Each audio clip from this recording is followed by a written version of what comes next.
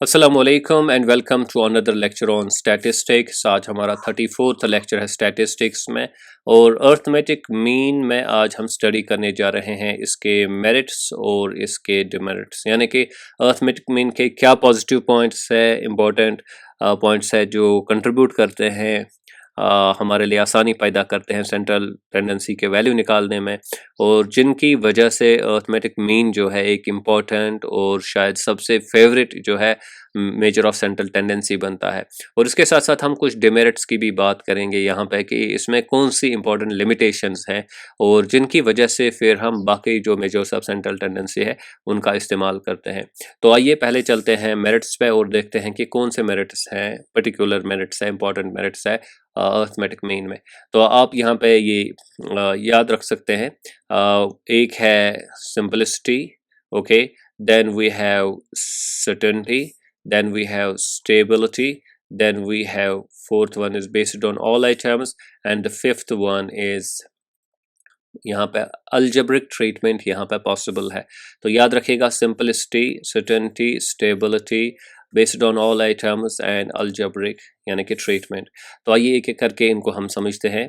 Simplicity का मतलब क्या है? देखिए आपके पास अगर डेटा होगा 2, 3 और 4 और आपको बताया जाएगा कि इसका अर्थमेटिक मीन निकालिए, तो आप सिंपली क्या करेंगे, आप 2 + 3 + 4 करेंगे और डिवाइडेड बाई 3 करेंगे, यानी कि नंबर ऑफ ऑब्जर्वेशन से डिवाइड करेंगे और आपका वैल्यू निकलेगा 9/3। तो ये 3 यहाँ पे आपका अर्थमेटिक मीन निकला।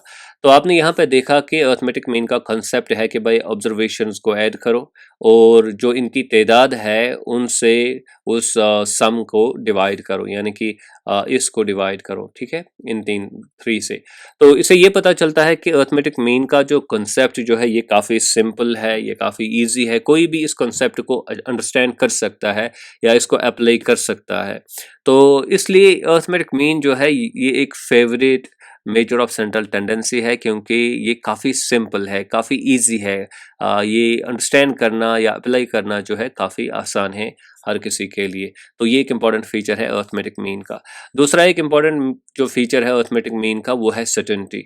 यहाँ पे जो आपका वैल्यू निकला, फॉर एग्जांपल 3 आपका वैल्यू निकला, तो ये क्लियर कट वैल्यू आपका निकला 3, और आप इस पे एतमाद कर सकते हैं। ऐसा नहीं है कि आपने पहले कोई इनडायरेक्ट मेथड या कोई एस्टिमेट निकाल के ही आपको पता चलेगा कि किसी चीज़ का अर्थमेटिक मीन क्या है। आप स्ट्रेट अवे जो है आपने एडिशन करना है, जो ऑब्जर्वेशंस है डिवाइड करना है बाय नंबर ऑफ जो आइटम्स आपके होंगे, तो आपका जो मीन निकलेगा you will be sure about that, certain about कि यही हमारा अर्थमेटिक मीन है। तो ये और एक इम्पॉर्टेंट फीचर है। और एक इम्पॉर्टेंट फीचर है स्टेबिलिटी। अब स्टेबिलिटी का मतलब क्या है? देखिए आपके पास एक पॉपुलेशन है, पॉपुलेशन में से आप जो है एक सैंपल निकालते हैं, इसका आप अर्थमेटिक मीन निकालते हैं, ठीक है, तो यहाँ पे कोई वैल्यू निकलेगा। इसी तरह आप दूसरी पॉपुलेशन लेंगे और फिर अगेन अर्थमेटिक मीन उसका निकालेंगे, तो यहाँ पे वैल्यू निकलेगा। तो अर्थमेटिक मीन की एक इम्पॉर्टेंट प्रॉपर्टी ऐसी है कि जो आपका पहले वैल्यू निकलेगा दूसरा वैल्यू भी इसके करीब ही होगा या सेम होगा। तो इसलिए वैल्यूज़ जो है उनमें ज़्यादा वेरिएशन आप नहीं पाएंगे यूजुअली। तो ज़ाहिर सी बात है सैम्पलिंग जो हम करते हैं वो भी सही तरीके की सैम्पलिंग होनी चाहिए, एक रिप्रेजेंटेटिव सैम्पलिंग होनी चाहिए, तो तब जाके ये पॉसिबल है। तो अगर सैम्पलिंग सही हुई है तो फिर जो वैल्यूज़ हमारे सामने आ जाएंगे तो वो स्टेबल होंगे, उनमें ज़्यादा डिफरेंस नहीं होगी। तो अगर आप सैम्पल 1 लेंगे, सैम्पल 2 लेंगे, सैम्पल 3 लेंगे, ओके, तो जो वैल्यू जो एक्स बार का वैल्यू निकलेगा तो वो तकरीबन तकरीबन सेम होगा। इसलिए हम कहते हैं कि ये जो अर्थमेटिक मीन है ये इसलिए स्टेबल एक मेजर ऑफ सेंट्रल टेंडेंसी है, इसमें ज़्यादा वेरिएशन हम ऑब्जर्व नहीं करते हैं। और एक प्रॉपर्टी जो अर्थमेटिक मीन की है वो ये है कि ये it is based on all observations. For example अगर आपके पास ऑब्जर्वेशन है 2, 4, 6, 8 और 10 और 12 और 14, राइट, तो ये ऑब्जर्वेशन है आपके पास। तो यहाँ पे अगर आप जो आपको अगर आपने अर्थमेटिक मीन निकालना है तो आप इन सब ऑब्जर्वेशंस को क्या करेंगे, इनको ऐड करेंगे और फिर यानी कि वो समेशन ऑफ एक्स बनेगा, फिर देखेंगे कितने ऑब्जर्वेशंस है। तो यहाँ पे ऑब्जर्वेशंस कितनी है, 1, 2, 3, 4, 5, 6 एंड 7। तो इसलिए यहाँ पे 56 बनता है और यहाँ पे 7, तो यहाँ पे जो वैल्यू निकलता है वो 8 है। द बेसिक पॉइंट इज़ कि आपने सब ऑब्जर्वेशंस को इंक्लूड किया जब आपने अर्थमेटिक मीन का वैल्यू निकाला, तो कोई भी ऑब्जर्वेशन लेफ्ट आउट नहीं हुई, किसी को आपने छोड़ नहीं दिया। लेकिन अगर आप अभी मीडियन यहाँ पे निकालेंगे तो ये आपका, आप मीडियन कैसे निकालते हैं? आप देखते हैं कि हमारा बीच वाला आइटम कौन है, तो ये बीच वाला आइटम है आपका। तो यहाँ पे भी तो मीडियन का वैल्यू जो है वो 8 आपके लिए निकलेगा। अर्थमेटिक मीन का भी वही निकला और मीडियन का यहाँ पे वही निकला। लेकिन डिफरेंस ये है कि जब हम मीडियन निकालते हैं तो हम देखते हैं कि बीच वाला आइटम कौन है, और ये जो बाकी के आइटम्स जो हैं इनको हम डिसरिगार्ड करते हैं, हम इनके वैल्यू की तरफ बिल्कुल भी ध्यान नहीं देते हैं, राइट। तो इसलिए इसमें हम लेफ्ट आउट करते हैं, लेकिन अर्थमेटिक मीन में हम सबको इंक्लूड करते हैं। इसी तरह अगर हमारे पास एक डेटा सेट होगा, फॉर एग्जांपल 2 4 6 6 8 10 है एक डेटा सेट, तो आपने मोड इसका निकालना है। तो कैसे मोड निकालेंगे? तो आप ये देखेंगे कि कौन सी ऑब्जर्वेशन सबसे ज़्यादा रिपीट हो रही है। तो ये ऑब्जर्वेशन सबसे ज़्यादा रिपीट हो रही है, तो यही आपका मोड बन गया, मेजर ऑफ सेंट्रल टेंडेंसी बन गया। तो यहाँ पे आपने 2 को डिसरिगार्ड किया, 4 को डिसरिगार्ड किया, 8 और 10 को डिसरिगार्ड किया, यानी कि जो मैक्सिमम फ्रीक्वेंसी वाली ऑब्जर्वेशन है बस उसको इंक्लूड किया, बाकी सबको आपने डिसरिगार्ड किया। लेकिन ये सब चीज़ हम जो है अर्थमेटिक मीन में नहीं करते, यहाँ पे सब आइटम्स को हम इनकॉर्पोरेट करते हैं, इंक्लूड करते हैं। तो इसलिए ये एक मेरिट है अर्थमेटिक मीन का। सॉरी, अब हम आते हैं यहाँ पे। तो लास्ट जो आपके लिए यहाँ पे अर्थमेटिक मीन की एक इम्पॉर्टेंट प्रॉपर्टी है वो ये है कि इसको अलजेब्रिक ट्रीटमेंट इसके साथ किया जा सकता है, अलजेब्रिक ऑपरेशंस इस पे जो है वो किए जा सकते हैं, क्योंकि ये मैथमेटिकल एक एवरेज एक्चुअली है। तो फॉर एग्जांपल आपके पास अर्थमेटिक मीन की फॉर्मूला है x bar is equal to summation of x divided by n, okay. तो अभी आप जो है इसमें जो है तब्दीली भी ला सकते हैं। फॉर एग्जांपल आपने इस n को यहाँ पे लाया, तो ये बनेगा आपका n x bar is equal to summation of x। तो जाहिर सी बात है समेशन ऑफ x का वैल्यू हमें इनके ज़रिए से हासिल हो सकता है।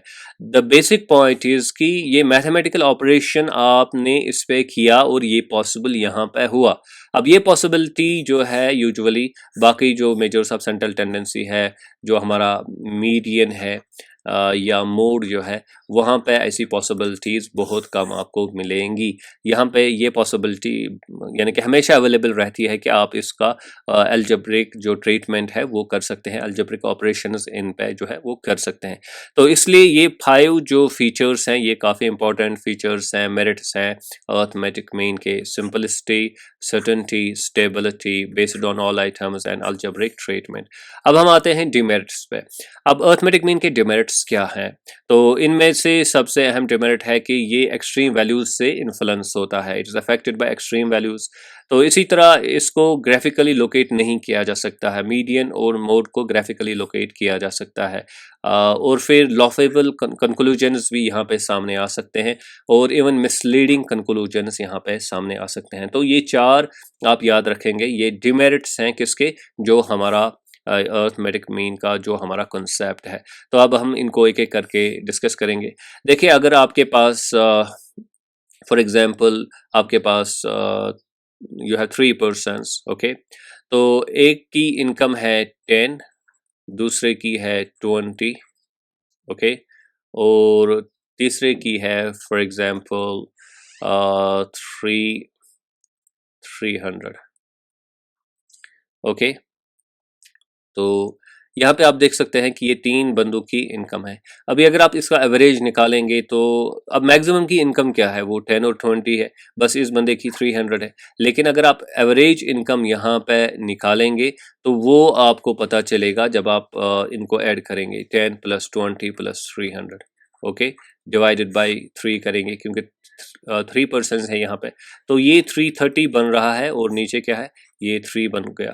तो आपका एवरेज जो निकलता है वो 110 है, ओके, 110 है। तो एक्स बार का वैल्यू कितना निकला, वो है 110। तो अब आप देखिए यहाँ पे आपको इम्प्रेशन दिया जाता है कि भाई आपकी एवरेज जो इनकम है वो 110 है, जबकि अक्सर लोगों की इनकम तो 10 और 20 के दरमियान है, राइट। तो ये जो वैल्यू है 300, इसने इस डेटा सेट को ज़बरदस्त तरीके से इन्फ्लुएंस किया और जो एवरेज वैल्यू को काफ़ी ज़्यादा ऊपर लिया। अब अगर ऐसे वैल्यूज़ हमारे डेटा सेट्स में होंगे जो एक्सट्रीम वैल्यूज़ होंगे, यानी कि बड़े वैल्यूज़ होंगे, आम जो वैल्यूज़ आपके पास है, ऑब्जर्वेशंस आपके पास है, उनके बरक्स काफ़ी बड़ा उनका वैल्यू होगा, तो ये इन्फ्लुएंस करते हैं फिर अर्थमेटिक मीन के मेजरमेंट को, या जो वैल्यू उसका निकलता है उसको इन्फ्लुएंस करते हैं, और हमारा जो इंप्रेशन सामने आ जाता है वो उतना सही यानी कि नहीं होता है। तो इसलिए हम कहते हैं कि जो एक्सट्रीम वैल्यूज़ होते हैं, या इनको हम आउटलायर्स भी कहते हैं, आउटलायर्स भी हम इनको कहते हैं, तो इनसे हमारा जो है अर्थमेटिक मीन काफ़ी इन्फ्लुएंस होता है और एक गलत इंप्रेशन हमारे सामने रखता है। जो situation actually most of the जो पॉपुलेशन में एलिमेंट्स होते हैं उनके लिए नहीं होती है, कुछ ऐसा इंप्रेशन जमता है जैसे कि उनका जो उनकी उनकी जो कंडीशन है वो हमें डिफरेंट एक्चुअली दिखती है जब एक एक्सट्रीम वैल्यू प्रेजेंट होता है, जैसा कि सही नहीं होता है। ओके, तो ये एक यानी कि एक कमज़ोरी है अर्थमेटिक मीन के कॉन्सेप्ट में। दूसरा एक मसला जो अर्थमेटिक मीन के साथ है वो ये है कि इसको ग्राफिकली हम लोकेट नहीं कर सकते।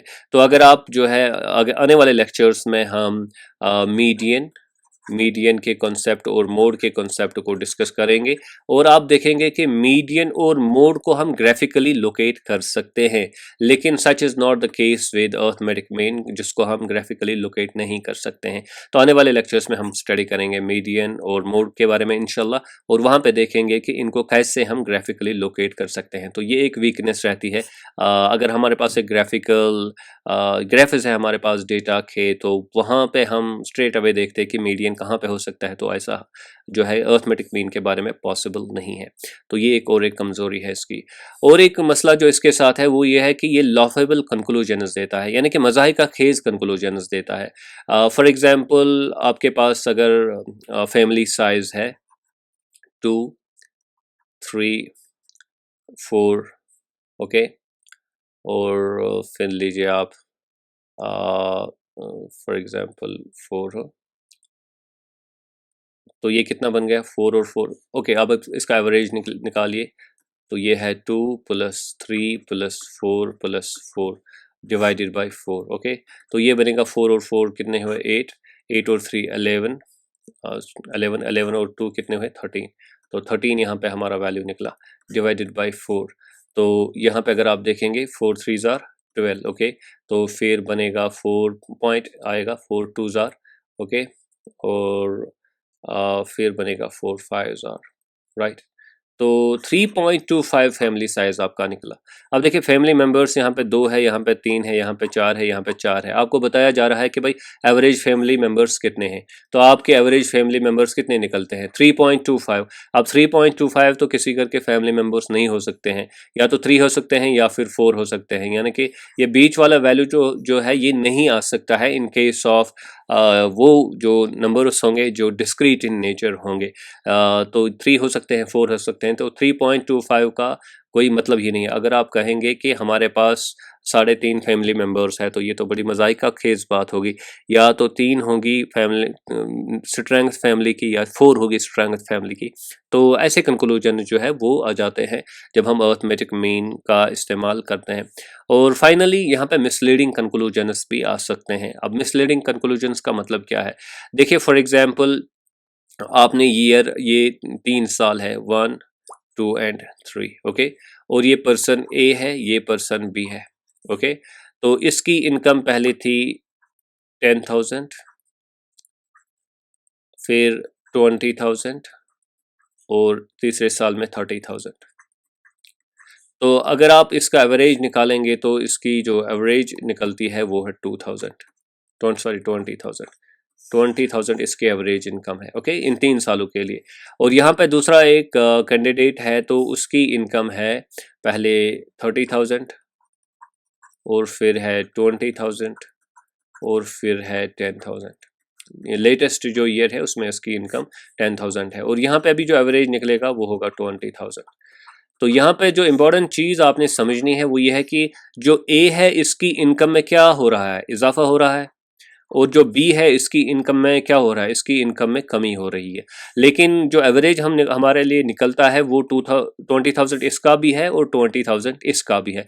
तो ये 20,000 जो है वैल्यू जो है, ये जैसे कि हमें इंप्रेशन पैदा कर रहा है कि भाई ये दो लोगों की कंडीशन जो है वो सेम है।